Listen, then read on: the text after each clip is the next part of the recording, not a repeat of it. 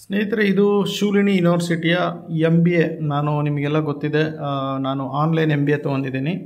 So ಇದು ನನ್ನ ID ಈ ಥರ ಬರುತ್ತೆ. ಇಲ್ಲಿ ಮೈ ಶೂಲಿನಿ ಅಂತ ಇರುತ್ತೆ, ಅವ್ರದ್ದು ಯೂನಿವರ್ಸಿಟಿ ವೆಬ್ಸೈಟ್ ಇದು. ಸೊ ಇಲ್ಲಿ ಹೋಗ್ಬಿಟ್ರೆ ಈ ರೀತಿ ಇರುತ್ತೆ.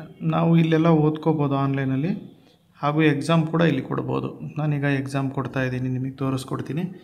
ಇದು ಎರಡನೇ ಸೆಮಿಸ್ಟ್ರಲ್ಲಿ ಏನಿತ್ತು ಅಂದರೆ ಹ್ಯೂಮನ್ ರಿಸೋರ್ಸ್ ಇದೆ, ಮಾರ್ಕೆಟಿಂಗ್ ರಿಸೋರ್ಸ್ ಇದೆ, ಫೈನಾನ್ಷಿಯಲ್ ಮ್ಯಾನೇಜ್ಮೆಂಟು, ಓಕೆ. ಆಮೇಲೆ ಒಂದು ನಿಮಿಷ, okay, consumer behaviour, fundamentals of direct selling, ಇವೆಲ್ಲ ಇದೆ.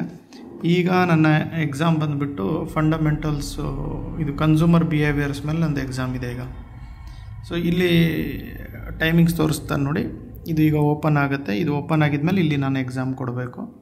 ನಿಮಗೆಲ್ಲ ಗೊತ್ತಿದೆ, ನಾನು ಪೋಸ್ಟ್ ಗ್ರ್ಯಾಜುಯೇಷನ್ ಅಂದರೆ ಸ್ನಾತಕೋತ್ತರ ಡಿಪ್ಲೊಮೊ ನೇರ ಮಾರುಕಟ್ಟೆ ಮೇಲೆ ಅಲ್ಲಿ ಶೂಲಿನಿ ಯೂನಿವರ್ಸಿಟಿಯಲ್ಲೇ ಮಾಡಿದ್ದೆ. ಈಗ ಮತ್ತೆ MBA ಆನ್ಲೈನ್ ಮಾಡ್ಕೊತಾ ಇದ್ದೀನಿ MLM ಮೇಲೆ.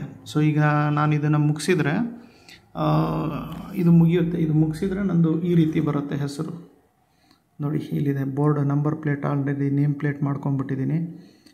ಶರತ್ Kumar PN, graduation diploma and MBA in direct selling ಅಂತ ಹೀಗೆ ನನ್ನ ಹೆಸರು ಆಗುತ್ತೆ ಇನ್ಮೇಲೆ.